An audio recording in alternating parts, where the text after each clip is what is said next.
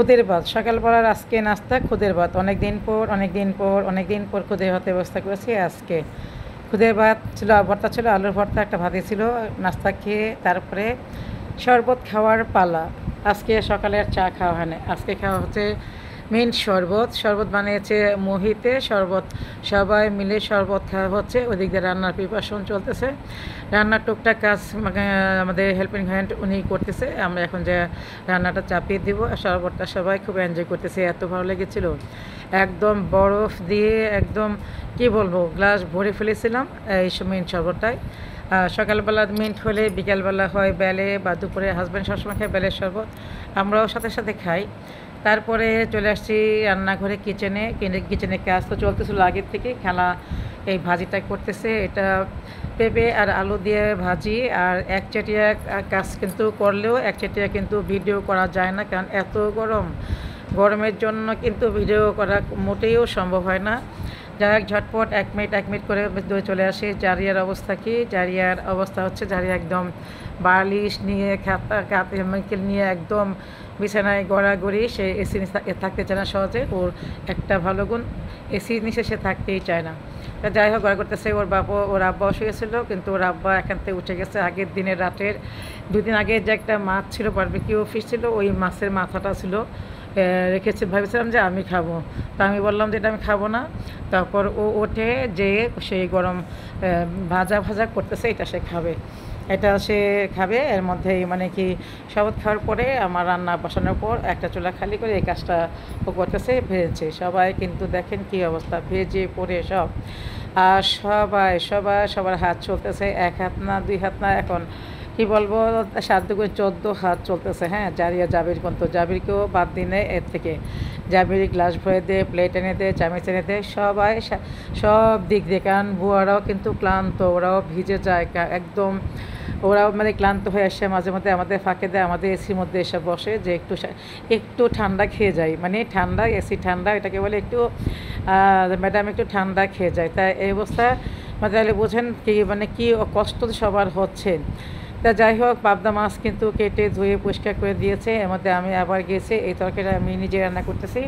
ভাজিটা কিন্তু খালাই করেছিল। তারপরে পাবদা মাছটা হবে আজকে আলু দিয়ে, মাসকলাইয়ের বড়ি দিয়ে, আর হচ্ছে কী বলে আর এই মশলার রঙটা না এত সুন্দর, এটা না মাগুরা থেকে আনা হয়েছে।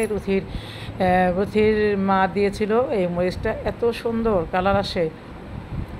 প্রত্যেকটা পাবদা মাছের ভিতরে না কি সুন্দর ডিম, খুব ভালো লাগে। ডিম যেহেতু ডিম আমার খাওয়া নিষেধ, এই ডিমটা সবচেয়ে বেশি এনজয় করে মুহিত আর জারিয়া। তা যাই হোক, এখানে কিন্তু মাসকলাইয়ের বইটা ভেজে রেখেছিলাম। আর মাসকলাইয়ের বইটা সুসিদ্ধ না হলে খেতে কিন্তু খুবই বিরক্ত লাগে, গন্ধ লাগে।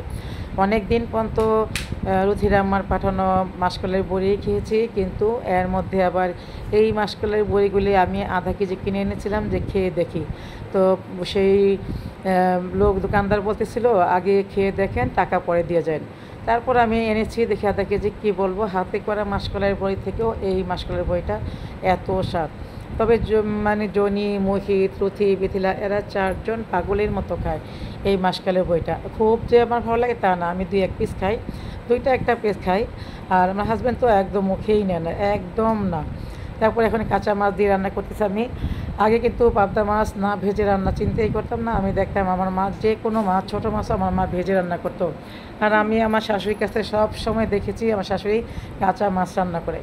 আমি অনেকটা দিন মানে অনেক বছর আমি এইভাবে রান্না করতাম। এরপরে একদিন আমার মা বলছে কি যে আমারটা কি তোর ভালো লাগে না? আমি বললাম যাই না, আসলে ছোটোবেলায় বিয়ে হয়েছে তো মায়ের হাতে রান্নাগুলি কোনো কিছুই আমার মনে ছিল না। শাশুড়ি যেটা করছে সেটাই আমি শিখেছি, জানছি। আর এখন তো ইউটিউবের যুগ, ইউটিউবতে শিখে কিছু এর কাছ থেকে, বান্ধবীদের কাছ থেকে, ছেলেদের স্কুলে নিয়ে যেতাম তখন ভাবিদের কাছ থেকে, সবার কাছ থেকে মিলেঝিলেই কিন্তু এখন অনেক দেশের অনেক কিছু রান্না এখন জানা শোনা বোঝা। এই কথা বলতে বলতে কিন্তু আমার রান্নাটা হয়ে গিয়েছে, পাবদা মাছের তরকারিটা। এখন জিরার গুঁড়া দিয়ে দিয়েছি। আর এখন এই সিজনে না ধনিয়া পাতা খুব একটা ভালো লাগে না, তারপরে মাঝে মধ্যে না দিয়ে দিই, যখন থাকে দিয়ে দিই। আর আমার কিন্তু ডিপে ফ্রোজেন করা আছে, মাঝে মধ্যে কিন্তু ওখান থেকেও দিই। কিন্তু একটা ফ্রেশ একটা এনেছিল, কিন্তু আমি এর মধ্যে 2-3 দিন কিন্তু ধনিয়া পাতা খুব একটা ইউজ করি না, কিন্তু আজকে যেহেতু এনেছি নষ্ট হবে, আমাকে দিয়ে দিই, যেহেতু এই তরকারিটা জিরা দিয়ে খেতেই খুব ভালো লাগে। তো মানে পাবদা মাছে যে বললাম যে এই যে এখন যে আমি তো ভুনাও শুধু ভুনা করি, তো কিন্তু আমি কাঁচা করি, অন্য একটা স্মেল আসে, একটা স্বাদ আসে নরম, মানে ধরার সাথে সাথে মাছটা আস্তে করে সফট করে আসে, কাঁটাগুলি সরে যায়।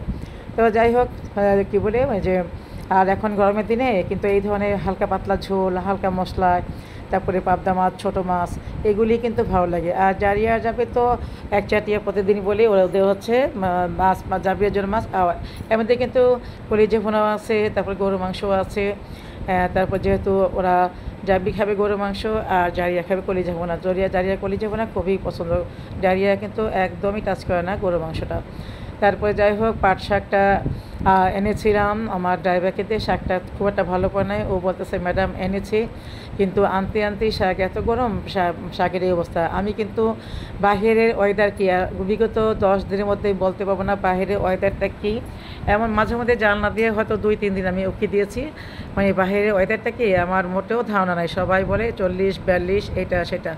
তবে আমি ওই দিনে বলেছিলাম যে আল্লাহ, সৌদির মতো গরম দিয়েছো, তাহলে সৌদির মতো টাকা দাও, সবাই যেন এসি নিচে বসে থাকে, আরামসে চলতে পারে।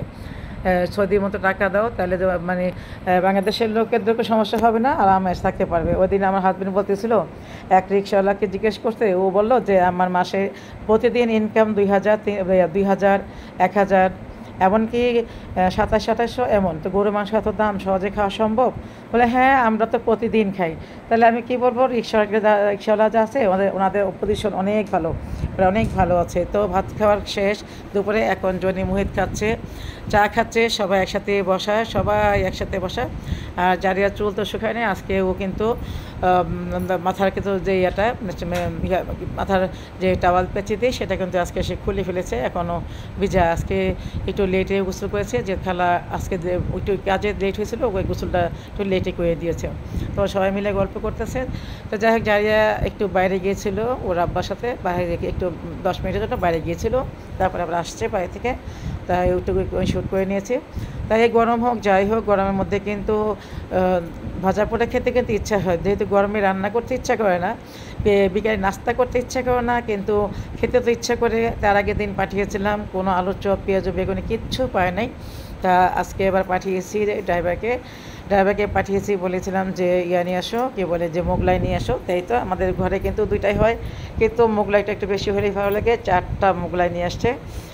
এই তো এটা আমাদের অর্ডার ছিল 4টা মোগলাই। আর তারপরে এই ফাঁকে আমি একটু বলেছিলাম যে একটু ভিডিও করে নিয়ে আসবো, তারপরে ও আমার জন্য একটু ভিডিও করে নিয়ে আসছে। তাই তো তাই দেখেন ওদের কিন্তু সে কী অবস্থা গরমের মধ্যে, তবুও শান্তি, যে বাহিরের হোক যাই হোক, আল্লাহ যেন পেট ভালো রাখে, আল্লাহ যেন পেটের রহমত দেয়। আল্লাহ যেন গরম দিছে, সহ্য করতে পারতেছি না, কিন্তু রান্না করে খেতে পারতেছি না, কিন্তু এই খাবারটার জন্য আল্লাহ হজম করে, সেই দোয়াই আল্লাহর কাছে সবসময় করি, আল্লাহ তুমি পেটটা ভালো রেখো। কিন্তু এর মধ্যে আমার হাজব্যান্ড তো বিছানায় পড়া, 103 জ্বর, এই যে তাকে খাওয়াচ্ছি, স্যালাইন খাওয়াচ্ছি, এইটার সাথে খাওয়াচ্ছি, পেশাব বন্ধ গরমে, মানে কী অবস্থা বলবো। তা সব কিছু মিলিয়ে আলহামদুলিল্লাহ, সকল কিছুর জন্য আল্লাহর কাছে অনেক অনেক শুকরিয়া। আলহামদুলিল্লাহ, আল্লাহ তুমি যতটুকু রেখেছো, যেখানে রেখেছো, যেভাবে রেখেছো, শুকর আলহামদুলিল্লাহ। তোমার কাছে অশেষ অশেষ শুকরিয়া আদায় করি সব সময়। তুমি সবাইকে এতটুকু ভালো রেখো, তবে তোমার রহমতের বৃষ্টি দাও মাবুদ, তোমার রহমতের বৃষ্টি দাও।